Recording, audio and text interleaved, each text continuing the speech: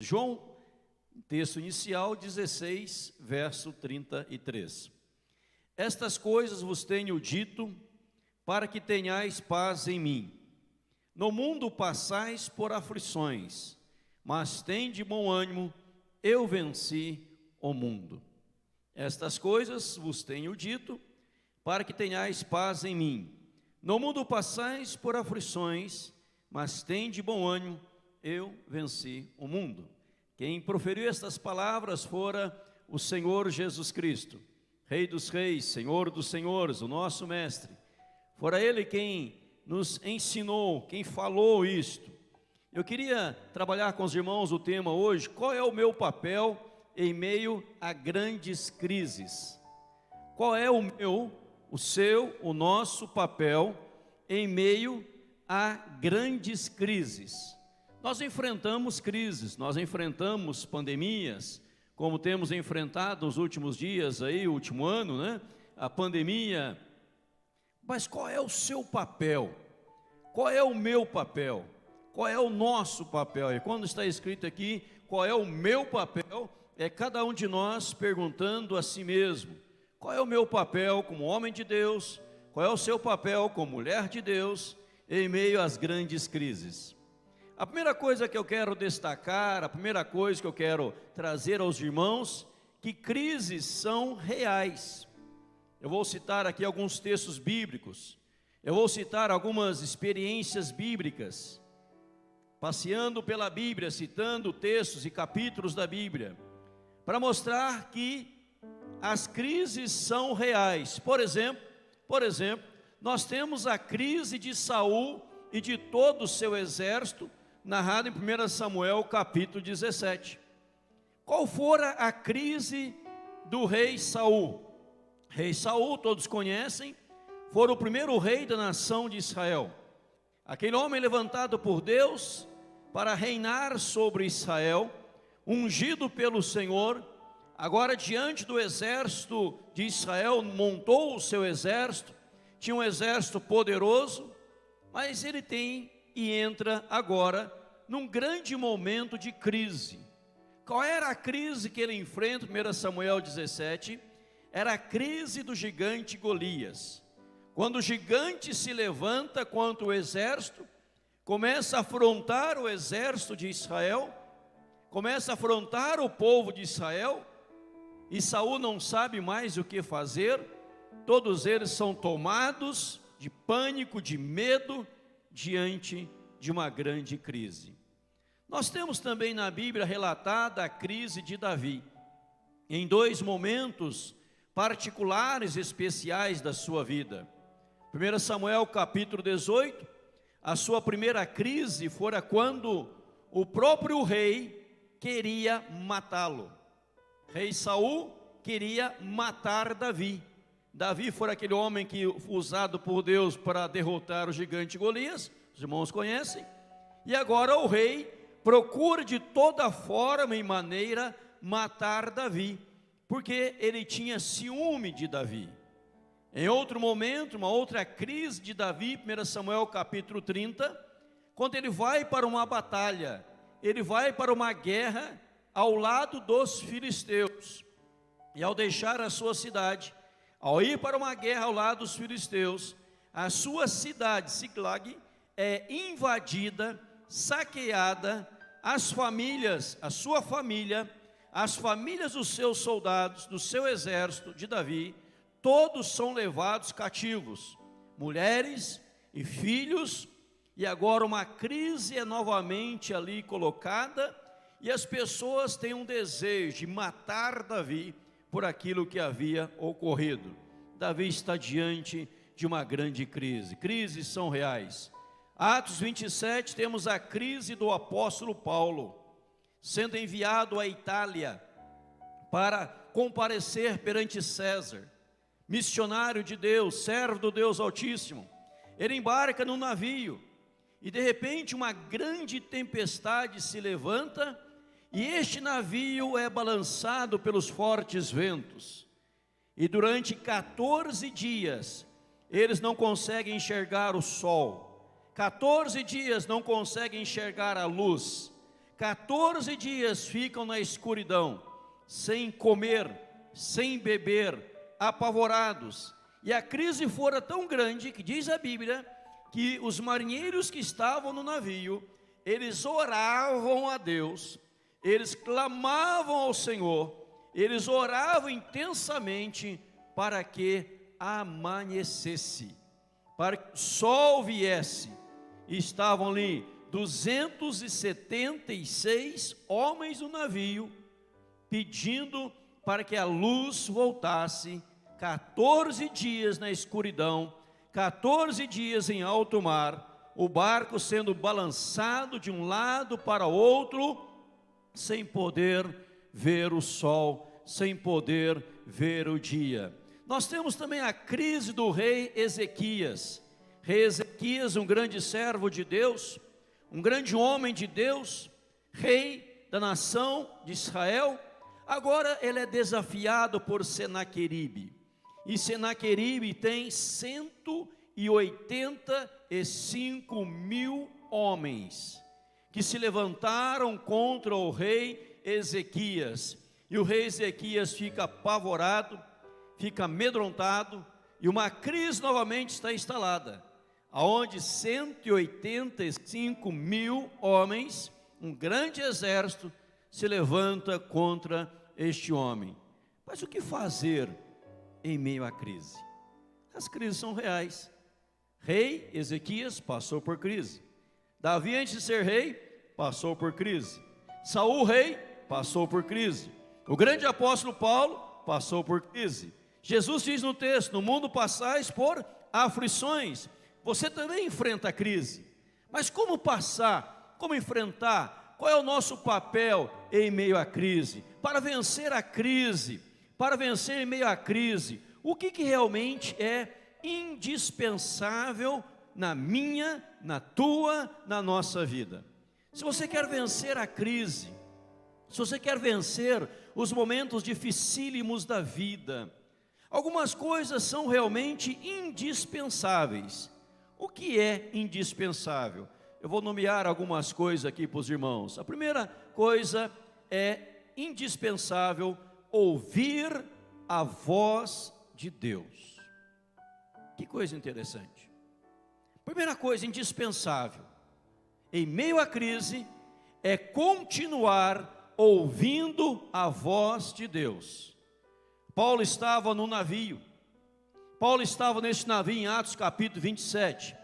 E diz-nos a palavra do Senhor o seguinte: porque esta mesma noite, um anjo de Deus, de quem eu sou e a quem eu sirvo, esteve comigo dizendo: Paulo, não temas, é preciso que compareças perante César, e eis que Deus, por sua graça, te deu todos quantos navegam contigo. Atos capítulo 27, verso 23 e 24. 14 dias sem ver o sol, 14 dias sem ver a luz, 14 dias o barco balançar de um lado para o outro, 276 pessoas ao todo no barco. Ali estava o centurião, ali estava o soldado centurião, ali encontrava os marinheiros, o mestre do navio, tantas pessoas, prisioneiros. Mas em meio a esta crise, Paulo conseguia ouvir a voz de Deus. Uma coisa que você não pode deixar que aconteça em meio à crise é deixar de ouvir a voz de Deus. Pois a voz de Deus ressoa não somente quando tudo vai bem, mas quando também as coisas estão difíceis, quando as coisas estão complicadas, quando parece que não tem mais saída. Você precisa ouvir a voz de Deus. Em meio à crise é comum as pessoas ouvirem a voz do desespero, a voz do pânico, a voz do negativismo, a voz das coisas negativas da vida, a voz do diabo, a voz de tanta coisa ruim. Mas o que você precisa, que eu preciso, em meio a qualquer dificuldade, em meio a qualquer crise, é continuar ouvindo a voz de Deus. E Paulo fala: nesta mesma noite, um anjo de Deus, de quem eu sou de Deus, eu sirvo a Deus, ele esteve comigo, dizendo: Paulo, não temas. Deus manda um anjo falar com Paulo, Deus manda um anjo do Senhor ministrar a Paulo. E Paulo fala: olha, eu ouvi o que Deus mandou me dizer, eu ouvi o recado de Deus. Quem sabe em meio às crises são os momentos mais importantes, essenciais, maravilhosos e marcantes, aonde se ouve a voz de Deus.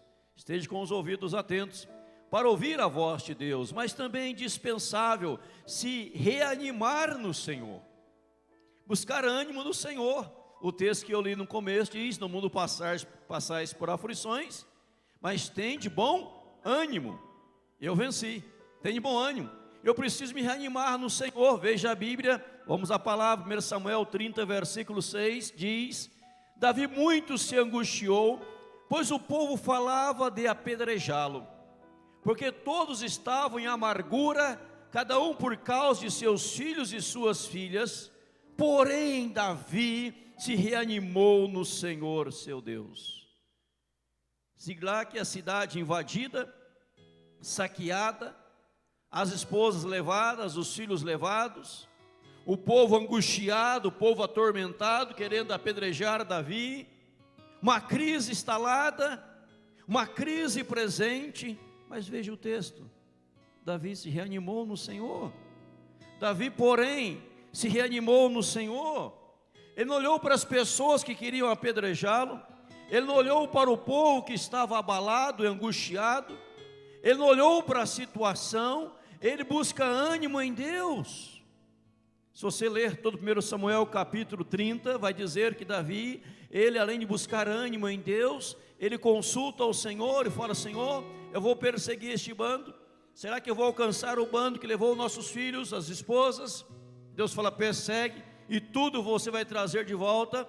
E ele vai atrás e restitui tudo, traz tudo de volta, tudo é restaurado, tudo é colocado no seu devido lugar. A crise estava instalada, crise financeira, crise moral, crise sentimental, crise familiar, crise existencial, tudo estava abalado.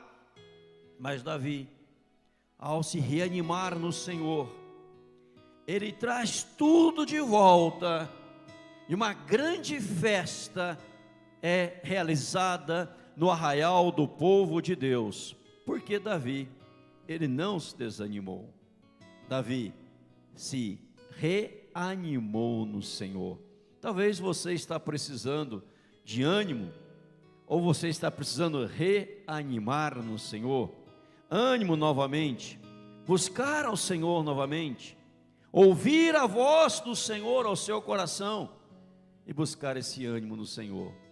Outra coisa indispensável em meio à crise é certificar de quem estará conosco. Certificar de quem estará conosco, ou quem está conosco.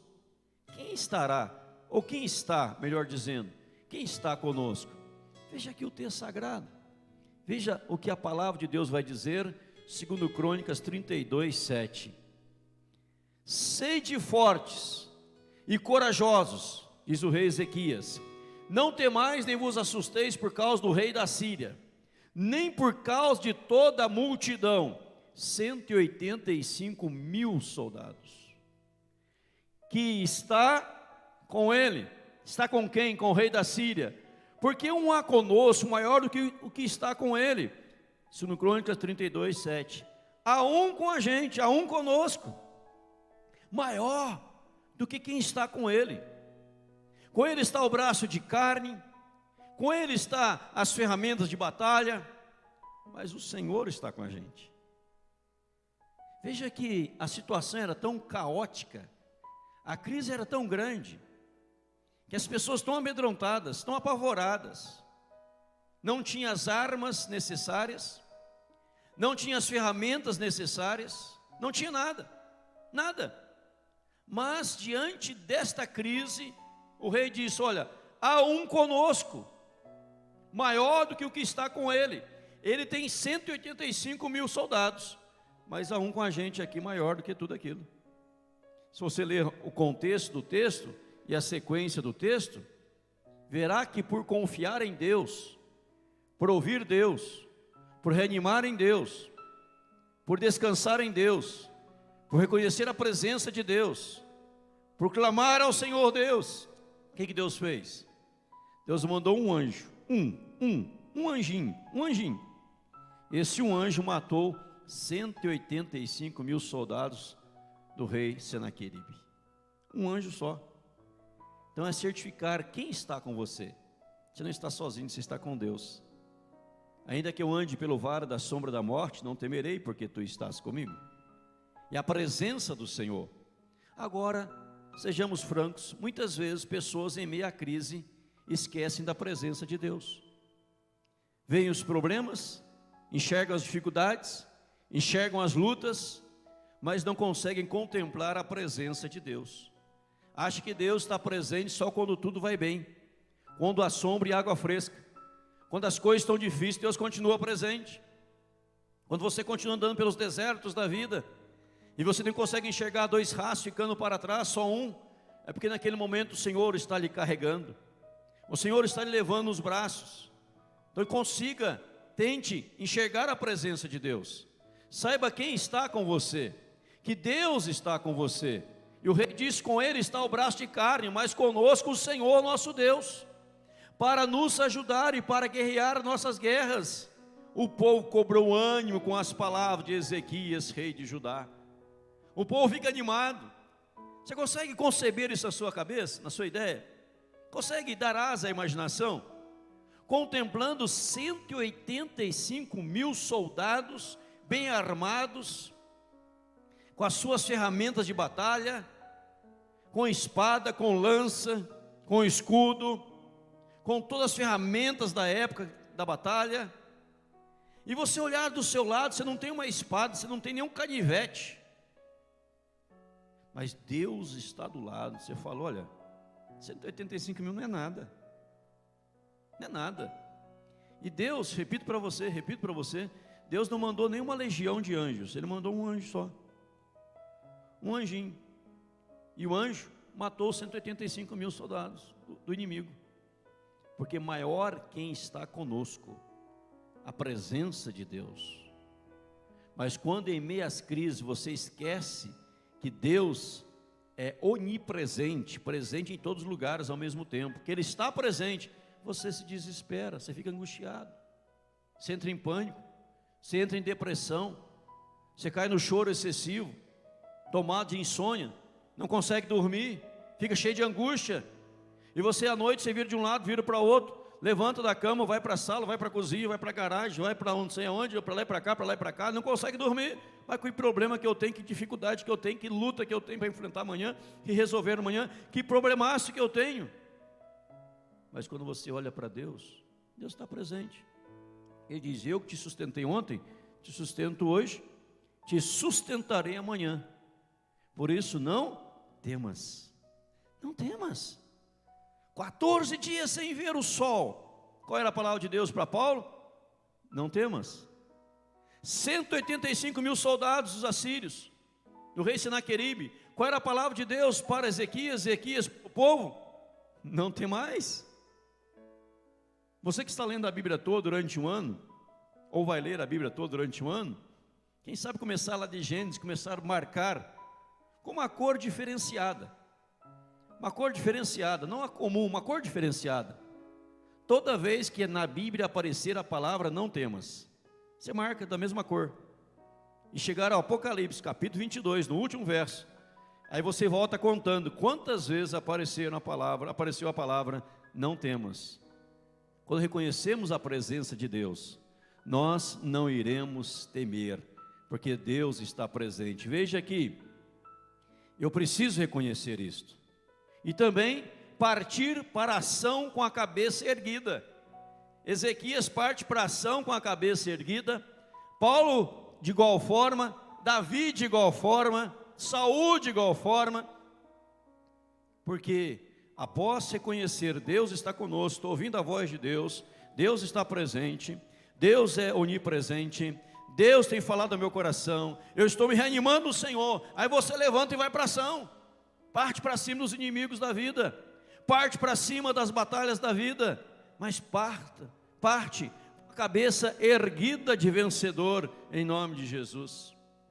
Davi se prostrou diante de Deus, se humilhou diante de Deus, mas quando o gigante vinha, Ele ergueu a cabeça e disse: pode vir, que eu te derrubo, pode vir.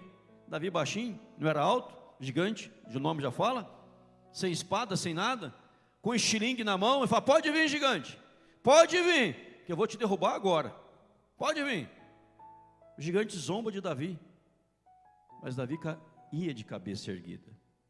Diante de Deus, você nunca pode estar de cabeça erguida, humilhado diante de Deus, quebrantado diante de Deus, humilde diante do Senhor, mas ao levantar da presença do Senhor, você ergue a cabeça e fala: mais um dia que Deus vai me dar vitória em nome de Jesus, porque em meio à crise, eu estou ouvindo a voz de Deus.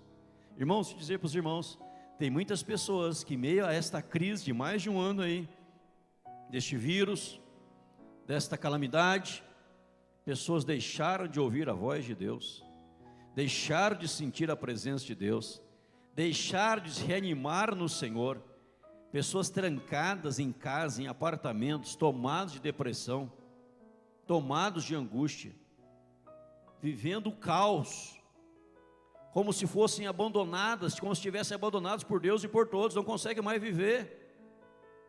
Não é certo, é errado, e tem gerado mais doenças mentais, psicológicas, que está detonando muitas pessoas, e muitos estão até morrendo por causa disso. Você tem que ter os cuidados, como todos nós temos, mas Deus está presente, estou ouvindo Deus, nós vamos vencer em nome de Jesus, nós vamos triunfar em nome de Jesus, e vamos para frente em nome de Jesus. Você vai partir para a ação, mas o tema de hoje, né? O meu papel em relação à crise geral. Qual é o meu papel em relação à crise em geral? Já perguntou isso para você? O que Deus quer que você faça? Qual é o seu papel? Vou numerar também algumas coisas aqui rapidamente para os amados. Primeiro, levar outros a confiarem no Senhor. Levar outros a confiarem no Senhor. Veja o texto que nos chama a atenção, que nos marca profundamente. 1 Samuel 23:16, tem uma riqueza neste texto, uma riqueza impressionante. Vamos ler. Então se levantou Jonatas, filho de Saul, e foi para Davi a Oreza. Ele fortaleceu a confiança em Deus. Este texto é demais profundo. Este texto é hiper, mega, super profundo. Não só porque alguém estava fortalecendo a confiança de Davi em Deus, veja lá o texto, ele fortaleceu a confiança em Deus. Tá bom, pastor, o senhor disse lá, o senhor já repetiu, que Davi, alguém fortaleceu a confiança dele em Deus. Mas olha a profundidade do texto. Quem fez isso? Quem fez? Jonatas. Quem era Jonatas? Jonatas era filho de Saul. Logo, Jonatas seria o sucessor do trono de Israel. Saul morto, Jonas seria rei. Saul morto, Jonatas rei.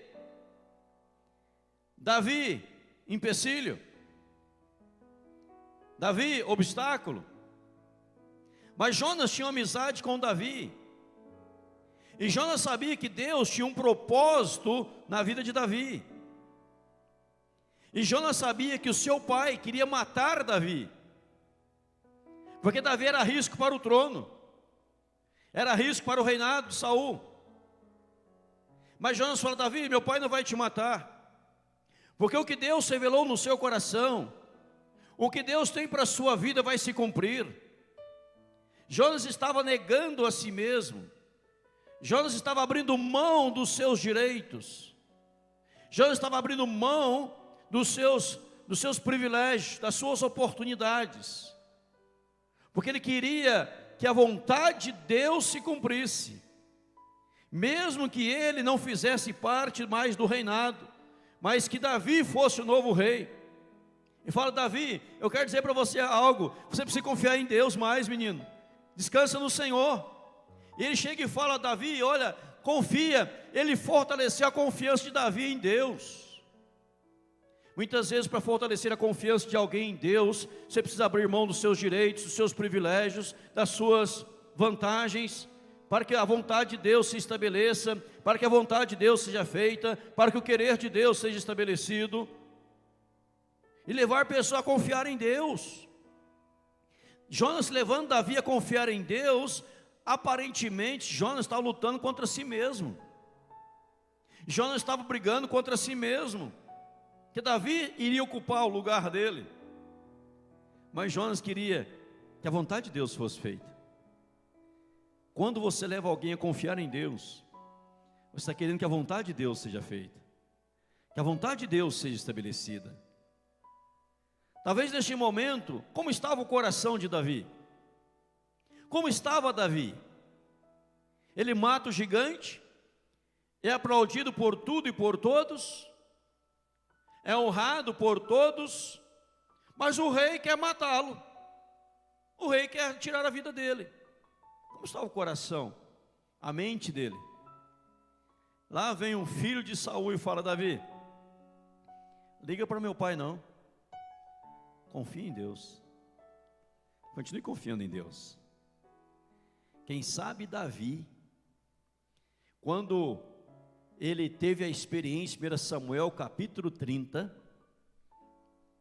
com a cidade invadida, aonde nós já lemos aqui que ele reanimou no Senhor, ele lembrou que lá atrás, numa grande crise, alguém lhe levou a confiar em Deus. Qual é o seu papel, o meu, em meio à crise? Fortalecer a fé das pessoas em Deus. Olhar para Deus. A pessoa está em crise, está em angústia, está com depressão. Há cura para a depressão. Há cura. Confiar em Deus, descansar em Deus. Usar as ferramentas estabelecidas por Deus, psicólogos, psiquiatras, médicos, remédios, medicamentos, terapias. Usar tudo isso que Deus deixou à disposição. Orar, clamar ao Senhor. E vencer a depressão, vencer a angústia, pegados em Deus. Nesta crise que o Brasil e o mundo enfrentam, quantas pessoas nós temos levado a confiar em Deus? O meu papel, o teu, é fazer isto aqui. Como Jonas, ele fortaleceu a confiança em Deus. Nosso papel também em meio à crise, meus irmãos, é não deixar que os outros percam o ânimo. Uma coisa está ligada à outra, evidentemente. Não deixar que outros percam o ânimo. Veja a palavra do Senhor, Atos 27, 22, Paulo no navio. Mas já agora vos aconselho bom ânimo, porque nenhuma vida se perderá de entre vós, mas somente o navio. Pessoal, é o seguinte, bom ânimo. Talvez você não tenha entendido, eu vou explicar para você de novo, para você entender. 14 dias sem ver o sol. Já ficou uma noite inteira? 2 noites? Mal dormidas? Ou um dia que o sol não apareceu? Ou caminhando por uma noite escura, sem luz, sem nada? Acabou a luz, acabou a energia da casa. E aquele breu, você ficou desesperado, não tem uma vela para acender. E você acende a luz, a lanterna no celular, e de repente acaba a bateria. E você entra em pânico. Imagina 14 dias. Mas não é 14 dias deitado numa cama, não é 14 dias num hotel 5 estrelas, 14 dias num navio, o barco balançando para lá e para cá, para lá e para cá, para lá e para cá, para lá e para cá, balançando. E você, como homem de Deus, que ouviu a voz de Deus, você, como mulher de Deus, que ouviu a voz de Deus, você fala assim: pessoal, todo mundo para e olha para você, segura no lugar que o barco está balançando, né? segura, e olha para você, você fala assim, pessoal, é o seguinte, ânimo, bom ânimo. Ninguém vai morrer, mas somente navio. Agora, quem não aprendeu a nadar, você deixou passar algo importante lá atrás, devia ter aprendido a nadar, não quis aprender? Então você pega uma tábua aí, uma ripa aí, você vai pular na água abraçado com essa tábua, vai ser a sua salvação. É fácil ter ânimo assim. Quem sabe nadar, pula no mar e vai nadando até a praia. Quem não sabe, pega uma tábua aí e pula nela, espera o navio se arrebentar e abraça alguma coisa aí. Você vai ter ânimo num momento desse? O avião entra numa turbulência, fala, pessoal, seguinte, ânimo pessoal. Você tem coragem de falar isso no avião? Uma vez fizemos uma viagem, após um culto maravilhoso, abençoadíssimo, Mineirinho, em Belo Horizonte, com a igreja Batista Lagoinha, milhares de pessoas. Após um culto tremendo lá, muitos anos atrás, nós voltamos, eu e minha esposa, para Sorocaba de avião, e foi a pior turbulência que pegamos. O avião, ele fazia isso toda hora, baixava e subia, baixava e subia, baixava e subia. Eu, se não me engano, eu falava lá, oh, estrada cheia de buraco. E o avião balançava, e fui, eu ia, e tinha gente entregando a alma para Deus, que o corpo já tinha morrido. De medo, o povo lá, subia, era até divertido, viagem divertida. Mas no momento eles falam assim, pessoal, ânimo. O povo vai dizer, tá maluco? Paulo, como é que eu vou ter ânimo, Paulo, se o barco está para lá e para cá, as ondas, o mar está revolto, Paulo fala, ânimo, bom ânimo. Você não pode deixar que as pessoas percam o ânimo. A pior coisa em meio à crise é ficar desanimado, não é verdade? Quando você perde o ânimo, você perde a razão, você perde os sonhos, você perde as expectativas, você perde a solução. E às vezes a solução está tão perto da pessoa, ela perdeu o ânimo, ela perdeu até a visão, não consegue ver a solução. Ela entra em crise e fala, cadê meu óculos, cadê meu óculos, cadê meu óculos? Está em crise, o óculos está na cara da pessoa, ou pendurado no cabelo, na cabeça. Não enxerga, cadê meu óculos, está com ela. Você tem levado pessoas a não perder o ânimo? Ou tem ajudado pessoas a perderem o ânimo? Pense nisso. Mostrar que em Deus a vitória é certa. Mostrar que em Deus a vitória é certa. Olha o texto sagrado que nós vamos ler de novo aqui para vocês, amados irmãos. Paulo, não temas, é preciso que compareça perante César, e eis que Deus, em sua graça, te deu todos quantos navegam contigo. Paulo fala, pessoal, eu ouvi a voz de Deus, e o seguinte, os nossos aqui 276 pessoas, diz Atos 27, 27, ele está 17, mas é 27, 276 pessoas, todos nós vamos sobreviver. Deus, pela sua graça, me deu todos vocês, aqui é 27, Deus me deu todos vocês. Então dizendo, ó, pessoal, ânimo, em Deus a vitória é certa, nós vamos vencer. Nós vamos triunfar, nós vamos para frente, nós vamos galgar novos horizontes, levar outros a sonharem novamente e a partirem para a ação totalmente restaurados. Seu papel, meu irmão, minha irmã, em nome de Jesus, em meio à crise, é levar outros a sonharem novamente, é levar outros a partir para a ação totalmente restaurados. Veja o texto sagrado da Bíblia, Atos 17, 24, agora, a palavra de Deus. Então os homens de Israel, lê 1 Samuel, então os homens de Israel e Judá se levantaram e jubilaram, e perseguiram os filisteus até Gate, e até as portas de Ecrom, e caíram os filisteus feridos pelo caminho de Saaraim até Gate e até Ecrom. Aqui é 1 Samuel 17, 24, referência está errada de novo, 1 Samuel 17, 24, veja lá comigo. Então os homens de Israel e Judá se levantaram, e jubilaram, e perseguiram os filisteus. Guarda essas duas expressões, levantaram e jubilaram. Quem que não estava mais jubilando? Quem que estava caído teve que levantar? todo o exército de Israel. Mas quando 1 Samuel 17, 24 diz que Davi,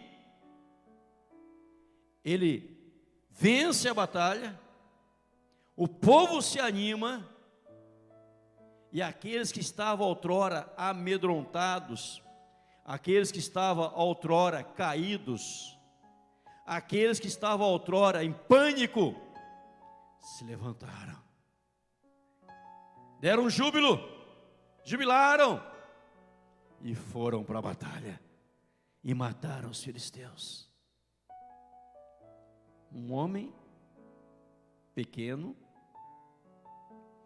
insignificante aos olhos de todos, desconhecido por todos, até então, um menino, um adolescente, muito jovem,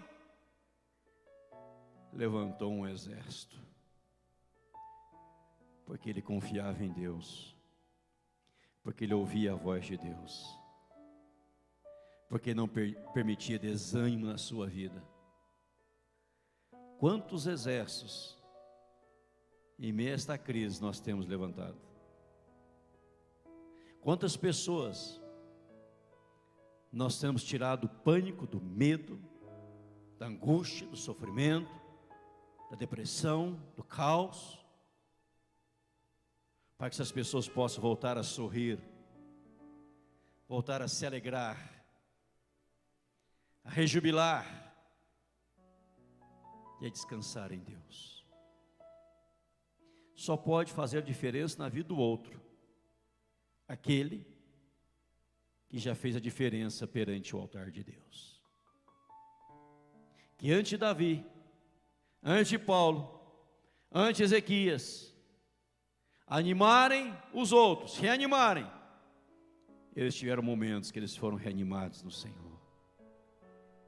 Quando lá a Bíblia diz que Davi, 1 Samuel 30, todo mundo queria matá-lo, ele reanimou no Senhor. Após reanimar no Senhor, ele animou quem queria matá-lo, os que queriam matá-lo, e junto com eles foram à luta e restauraram tudo que o inimigo havia levado embora. A sua vida com Deus tem que fazer diferença na vida dos outros. Sua vida com Deus tem que fazer a diferença na vida dos outros.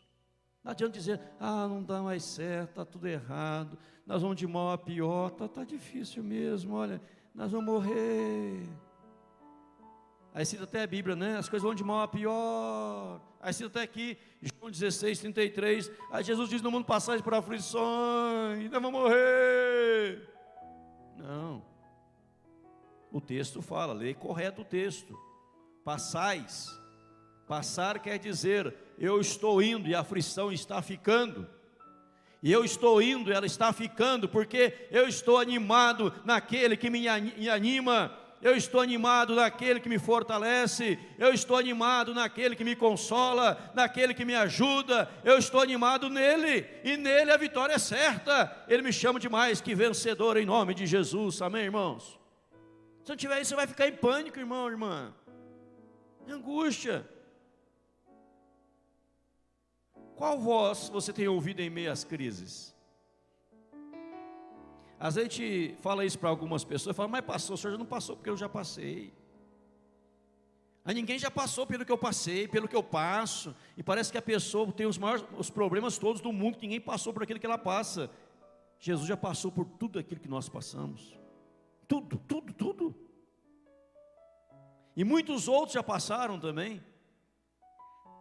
Quando Eliseu estava lá deprimidinho, angustiadinho, sofridinho, Elias, né? Está lá Elias todo apavorado, com medo, angustiado, só eu fiquei, não sei o que.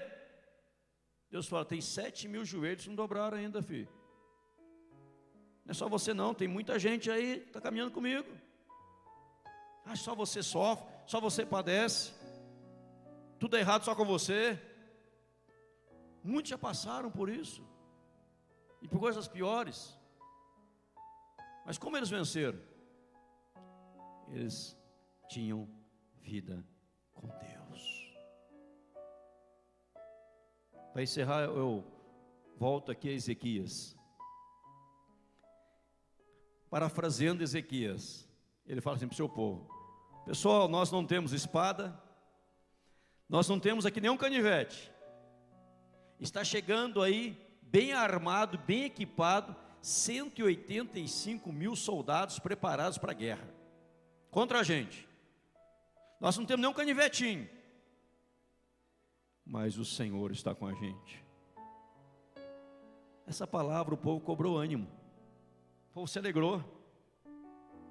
Deus mandou o anjo e matou 185 mil. Por que você não confia mais em Deus? E por que, meu irmão, minha irmã, não leva outros a confiarem e a descansarem mais no Senhor Deus, em nome de Jesus, a buscar a face de Deus? Quem sabe essa semana Deus colocará pessoas no seu caminho que estão em crise, e você vai ser o instrumento de Deus para reanimá-las, levá-las a confiar em Deus. Você poderá até contar para elas a sua história, como você aprendeu a confiar em Deus, e Deus vai te abençoar e abençoar quem está em crise, tirando-os da crise. Porque crise serve para duas coisas: serve como abismo para nos afundar, ou como oportunidades para o nosso crescimento. Você escolhe. Você quer uma oportunidade ou você quer um abismo? A escolha é tua.